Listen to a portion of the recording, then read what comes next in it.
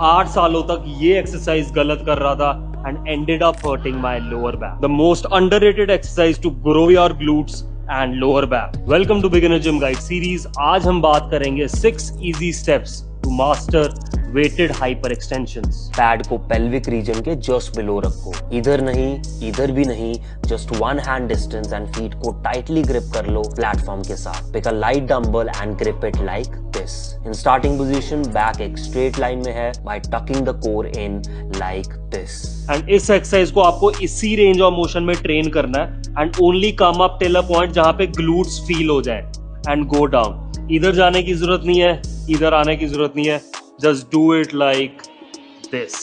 सो इस range of motion में आपके इरेक्टर स्पाइन मसल से लेके ग्लूट्स तक फील होंगे and mentally just engage with these muscles through out the movement. Congratulations, you have learned how to do back hyper extension. Cardio workout से पहले करना चाहिए या बाद में? इसका आंसर है बाद में।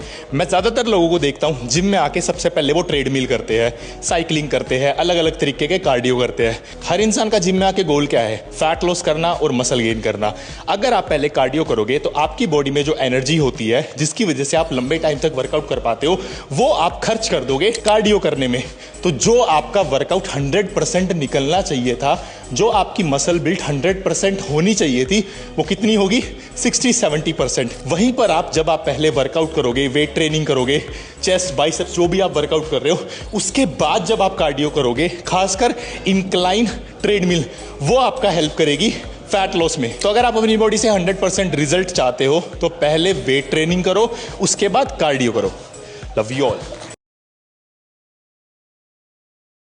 वॉक करें या रनिंग करें फॉर फैट लॉस? देखो, वॉक में जो बॉडी कैलोरीज ले रही है वो स्टोर्ड फैट से ले रही है, क्योंकि मेरा कोर्टिसोल भी हाई नहीं हो रहा और मैं एक लो इंटेंसिटी वॉक कर रहा हूँ। और जैसे ही अगर मैं तेज दौड़ना स्टार्ट करूंगा तो बॉडी वहां पे ग्लूकोज को यूज करेगी। क्विक एनर्जी चाहिए, और क्विक एनर्जी कभी भी फैट से नहीं आती। क्विक एनर्जी हमेशा ही कार्ब से आती है, जो ग्लाइकोजन या ग्लूकोज रहता है अपनी बॉडी में। तो आप एकदम से तेज दौड़ना स्टार्ट करोगे तो आपकी मसल्स भी आप लॉस करोगे वहां पे, क्योंकि मसल लॉस भी होगा, मसल ग्लाइकोजन डिप्लीट होगा। वॉक में अगर आप ओवरवेट हो तो इजीली आप वॉक कर सकते हो, लेकिन अगर आपका वेट ज्यादा है और मैं आपको बोलूं कि रनिंग करो तो रनिंग में आपके जॉइंट्स पे प्रेशर पड़ेगा, इवन आपको इंजरीज भी हो सकती हैं। हर रनिंग के बाद आपको बहुत ज्यादा भूख लगेगी, क्योंकि आपकी बॉडी ड्रेन हो जाएगी, ग्लाइकोजन पूरा डिप्लीट रहेगा, तो आपका ज्यादा खाने को मन करेगा, तो आप ओवर ईट कर सकते हो।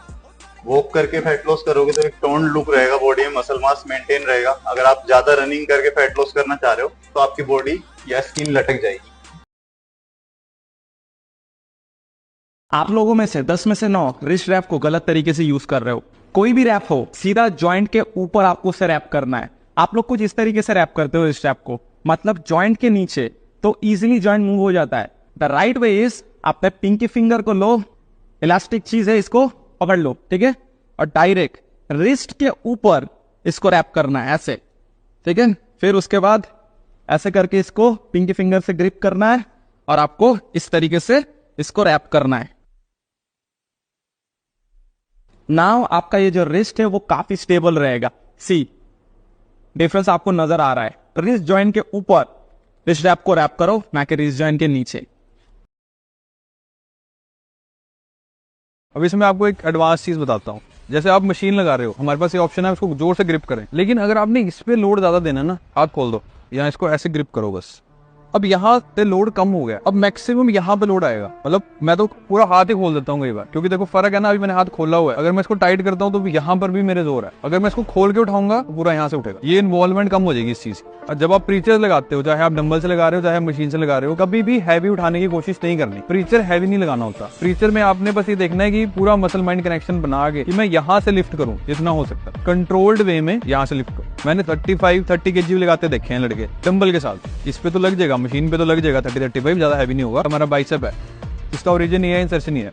अगर आप ओरिजिन ही हिलाई जा रहे हो, ठीक है, तो फिर कहाँ से आपका प्रॉपर कॉन्ट्रैक्शन आएगा ही नहीं, स्टिमुलेशन आएगा ही नहीं। ओरिजिन इज फिक्स को वही रखना है। इवन हर एक एक्सरसाइज में ऐसे होता है, अब ओरिजिन नहीं हिलाना होता हमने।